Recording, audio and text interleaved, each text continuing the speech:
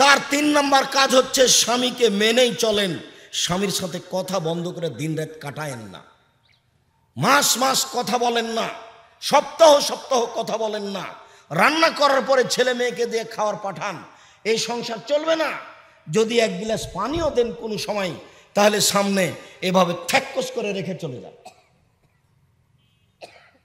এই সংসার চলা ঠিক নয়। জান্নাত হবে না, শেষ পর্যন্ত জাহান্নাম হবে। আপনার স্বামী আপনাকে গালি দেয়, এ কথাই ঠিক। আপনার স্বামীর মুখ খারাপ, এ কথাই ঠিক। আপনার স্বামী আপনাকে মারে, এ কথাই ঠিক। আমি আব্দুর রাজ্জাক বিন ইউসুফ, আপনার দ্বীনি ভাই, আপনাকে আমি অনুরোধ জানাচ্ছি, আপনি প্রতিবাদ না করে, তার গালি শুনে, তার মার খেয়ে আপনি চুপচাপ এই সংসার করেন, আপনার জন্য ভালো হবে। শেষ পর্যন্ত যদি আপনি মনে করেন সংসার চলবে না, তাহলে আপনি খোলা তালাক করে নেন। 1 মাস পরে যে কোনো জায়গাতে বিবাহ বসতে পারবেন, কোনো সমস্যা নেই। কাজীর কাছে গিয়ে খোলা তালাক করে নেন, চেয়ারম্যান মেম্বারের কাছে খোলা তালাক করে নেন, আর এক জায়গাতে বিবাহ বসেন 1 মাস পরে। কিন্তু এইভাবে কথা বন্ধ করে মাস মাস সপ্তাহ সপ্তাহ কাটায়েন না, এটা জায়েজ নয়। এবার আপনাদের কাছে চলে আসলাম, তারপরে আমরা বিষয়ে যাচ্ছি দ্রুত। এক খেয়ালে চেয়ে থাকবেন, আপনার জন্য জরুরি কাজ 5টা, স্বামী হিসাবে জরুরি কাজ 5টা। 1, যে মানের খাচ্ছেন সে মানের খাওয়াবেন। 2, যে মানের পড়ছেন সে মানের পড়াবেন। 3, ওলা তুকাব্বে, কখনো কটু কথা বলবেন না। স্ত্রীকে কটু কথা বলতে হয় না, স্ত্রীকে গালি দিতে হয় না, নিন্দা করতে হয় না। ভুলেও বলবেন না তোমার ঠোঁটটা মোটা, ভুলেও বলবেন না তোমার রং কালো। তাহলে আপনাকে ভালোবাসতে পারবে না, 10 বছর ভালোবাসবে না, এক কথা তার মনে থাকবে। আপনি শুধু তার প্রশংসা করবেন, তোমার মতো কোনো মেয়ে দেখি না, তুমি সবচেয়ে ভালো মেয়ে, তোমার আদর্শ আমার কাছে খুব ভালো, সারা রাত পা টিপে দেবে। ও হলো প্রশংসা প্রিয় মানুষ, প্রশংসা করেন, খুব খুব খুশি। আর এমনিতে বলে দিলেন তোমার ঠোঁটটা মোটা, তোমার রং কালো, তোমার স্বভাব ভালো নয়, এগুলো আর শ্বশুর শাশুড়িকে গালি দিবেন, এই সংসার জাহান্নামে চলে গেছে। স্বামী স্ত্রী যত খুশিতে থাকবেন তত সংসার হবে ভালো। আর কোনোদিন স্ত্রীকে হাট বাজার করার সুযোগ দিবেন না, নিজে হাট বাজার করবেন। আর স্ত্রীর জন্য উচিত হবে এইভাবে আপনি মানিয়ে নেবেন, যা নিয়ে এসেছেন তাতেও বলবে যাহাই নিয়ে আসবেন তাতে আমি খুশি, যা নিয়ে আসবেন তাতে আমি খুশি, কাপড় মোটা না চিকন এটা আমার বিবেচনার প্রয়োজন নেই, তাহলে সংসার সুন্দর হবে। মহান আল্লাহ বলেন, ইন্নামাল খামরু ওয়াল মাইসির ওয়াল আনসাব ওয়াল আজলাম, নিশ্চয় নেশাদার দ্রব্য পান করা, জুয়া খেলায় অংশগ্রহণ করা, মূর্তির আস্তানায় যাওয়া, লটারি ক্রয় করা শয়তানের কাজ। তোমরা এসব থেকে বেঁচে থাকো। যদি লাগে যায় 40 লক্ষ টাকা, 40,000 টাকা, এই বলে যদি আপনি 10 টাকা দিয়ে লটারি কিনেন, বাকি জীবন কান্নাকাটি করে তোবা করতে হবে, এরপরে ক্ষমা হবে কিনা বলা যায় না। জুয়া খেলা চিরদিনের জন্য হারাম। জুয়া কোনো নির্ধারিত খেলা নয়, প্রত্যেক যে খেলাতে টাকার হার জিত আছে সেটাই হলো জুয়া। যার কারণে আন্তর্জাতিক ক্রিকেট, ফুটবল খেলা দেখতে আমি নিষেধ করেছি। আন্তর্জাতিক খেলাধুলা চলে, যে গল্প চলে যেখানে, সেখানে বসে থাকাও হারাম। সূরা মায়েদার 2 নম্বর আয়াত, ওখানে আপনি বসে থাকতেও পাবেন না। আন্তর্জাতিক খেলা হলো জুয়া, প্রত্যেক এটাই জুয়া যেটাতে টাকার হার জিত রয়েছে। শুনুন, দুনিয়াতে 2টা কাজ আছে মানুষ না করেই পাপী। তার একটা হচ্ছে, কেউ যদি কাউকে বলে আসো জুয়া খেলি, খেলেইনি, খালি বলেছে আসো খেলি, তাহলে তাকে 10 জন ফকিরকে 1.25 কেজি করে চাউল দিতে হবে। অবাক পাপ। আরে খেলেইনি, খালি বলেছে আসো খেলি। হাদিস বুখারী মুসলিম, হাদিসটা 18 বার এসেছে বুখারীতে। আর একটা কোনো মহিলা যদি সাজগোজ করে পুরুষের পাশ দিয়ে হাঁটে, তাহলে ও ব্যভিচারণী, ও ব্যভিচারণী। রাসূল সাল্লাল্লাহু আলাইহি ওয়াসাল্লাম কথাটা 2 বার বলেছেন, অথচ মেয়েটা জেনা করেইনি। সাজগোজ করে পুরুষের পাশ দিয়ে গেছে, সেই জন্য আল্লাহ রাসূল বলছেন ও ব্যভিচারণী, ও ব্যভিচারণী, ও ব্যভিচারণী। দুনিয়াতে 2টা পাপ আছে মানুষ না করে এই পাপী। তার একটি হচ্ছে জুয়া খেলায় অংশগ্রহণ করা, নেশাদার দ্রব্য। এক খেয়ালে চেয়ে থাকবেন প্রথম আলোচনা, ইজতানুল খামরা, পৃথিবীর মানুষ, তোমরা নেশাদার দ্রব্য পান করো না, ফাইন্নাহা উম্মুল খাবায়েস, নেশাদার দ্রব্য পান করা হচ্ছে পাপের মা। এক। দুই, লা তাশরাবাল খামরা, নেশাদার দ্রব্য পান করো না, ফাইন্নাহু রাসু কুল্লি ফাহিশাতিন, নিশ্চয় নেশাদার দ্রব্য পান করা প্রত্যেকটা পাপের মাথা। তিন, লা তাশরাবান্নাল খামরা, তোমরা কখনো মদ পান করো না, ফাইন্নাহু রাসু কুল্লি মিফতাহিন, এইটা হচ্ছে পাপের চাবি। রাসূল সাল্লাল্লাহু আলাইহি ওয়াসাল্লাম একই কথা তিনবার বললেন। আমার দিকে চেয়ে থাকেন, দেখেন। একবার বললেন নেশাদার দ্রব্য পান করো না, এটা পাপের মা। একবার বললেন নেশাদার দ্রব্য পান করো না, এটা পাপের মাথা। একবার বললেন নেশাদার দ্রব্য পান করো না, এটা পাপের চাবি। শোনেন, পাপের চাবি মানে চাবি দিয়ে ঘর খুলে দিলে ঘরের সব কিছু দেখতে পাবেন। নেশাদার দ্রব্য পান করলে বিবেক হারিয়ে গেছে। এখন বাপকে গালি দেওয়া সহজ, মাকে গালি দেওয়া সহজ, এখন জেনা সহজ। এক পাপ দিয়ে সব পাপ করা যায়, যার কারণে বলা হয়েছে এটা পাপের চাবি। এই ছেলে, এই বুঝেছো কথা তুমি? এটা পাপের চাবি কেন? এই ঘরে টাকা পয়সা আছে, তোমার হাতে চাবি, খুলে দিলে তুমি সব দেখতে পাবা। তো পাপের চাবি হলো নেশাদার দ্রব্য পান করা। এটা কেমন হলো? যখন আমি নেশাদার দ্রব্য পান করেছি, বিবেক নষ্ট হয়ে গেছে, এখন আমার আর কাজ করা কি ভালো, সহজ না মুশকিল? সহজ। মাকে গালি দেওয়া সহজ, মায়ের সাথে জেনা করা সহজ, ও তো বিবেক নাই।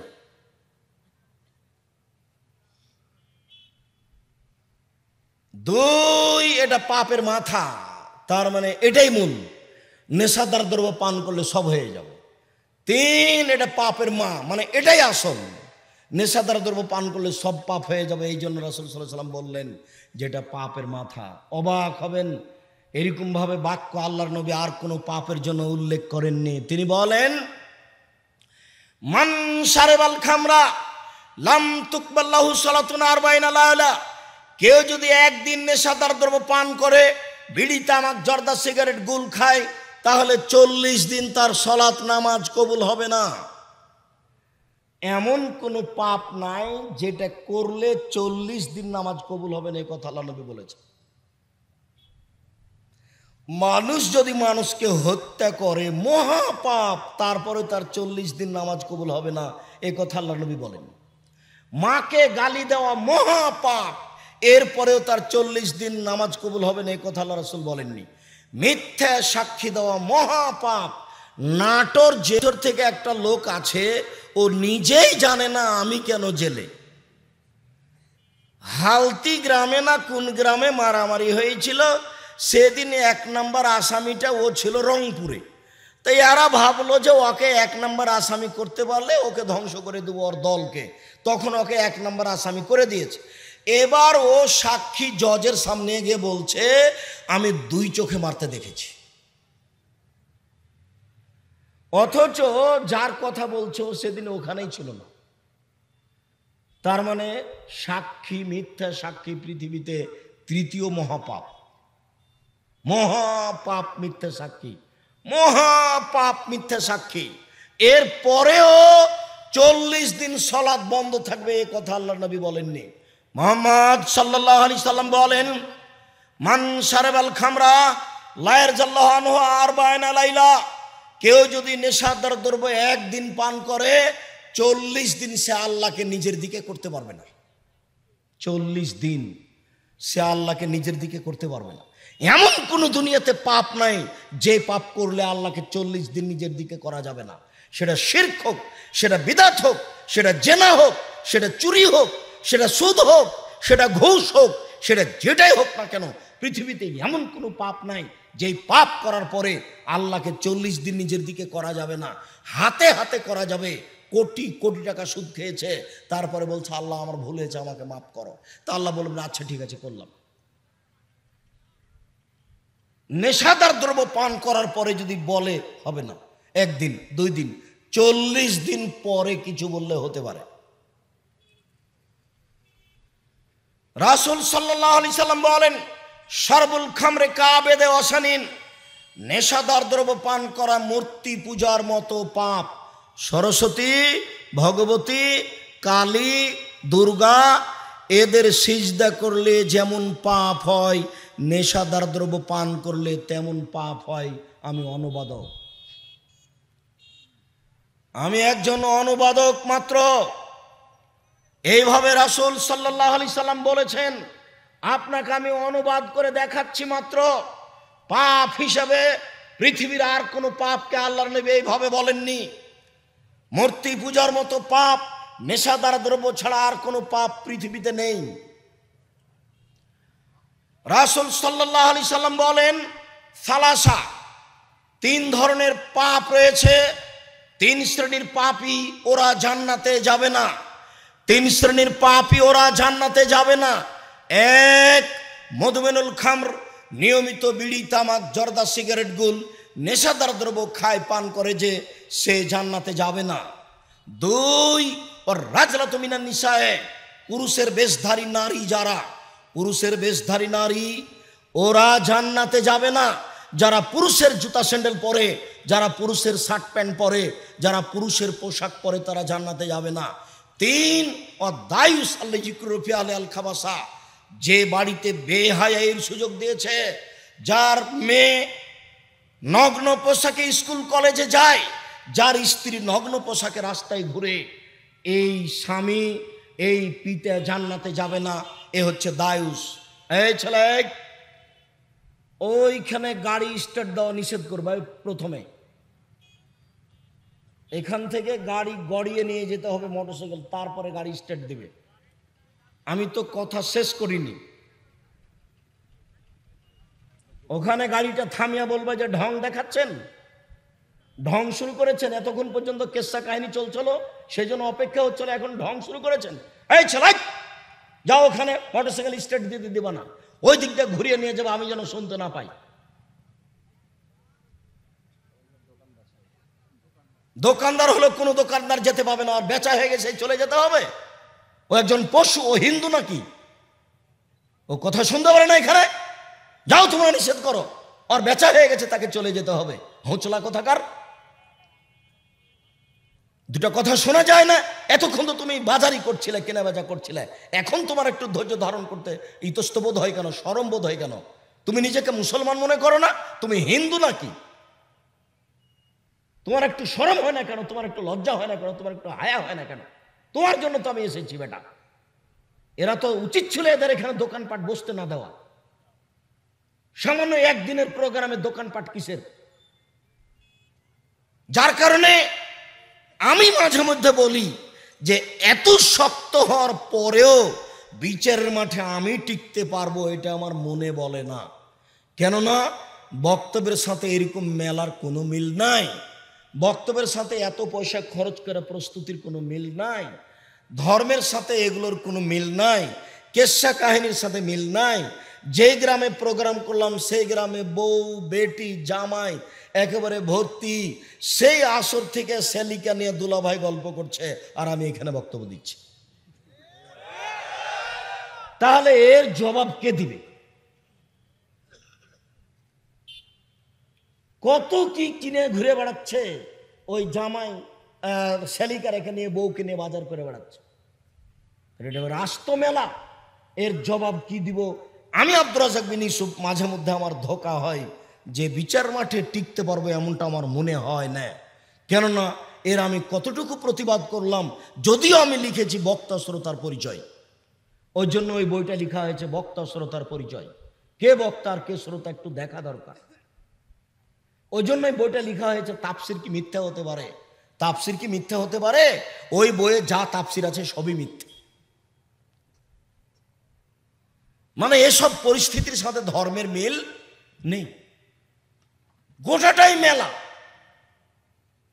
আমরা যেখানে কাজ করছি সেখানেও তাই। আমরা যে এখান থেকে মুক্ত, আমি এই কথা বলি না। আজকের প্রোগ্রাম যে এরকম, এই কথা নাই, প্রায় 99% প্রোগ্রামই এরকম। যার কারণে আমার খুব সন্দেহ হয়, শুধু যে হুজুর বিপদে পড়বেন তা নয়, যারা সমর্থন করছে তারাও বিপদে পড়বে, যারা করছে তারাও বিপদে পড়বে। বিচার তো একদিন হবেই, বিচার তো খুব কঠিন হয়ে যাবে।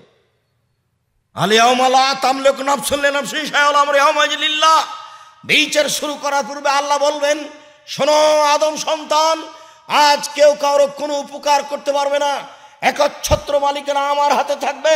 আইনাল জাব্বার আলাল মুতাকাব্বির, স্বৈরাচারী, স্বেচ্ছাচারী, অহংকারী, বদ মেজাজি কোথায়? আনা মালিকুল আমলাক, আমি হচ্ছি রাজা ধীরাজ।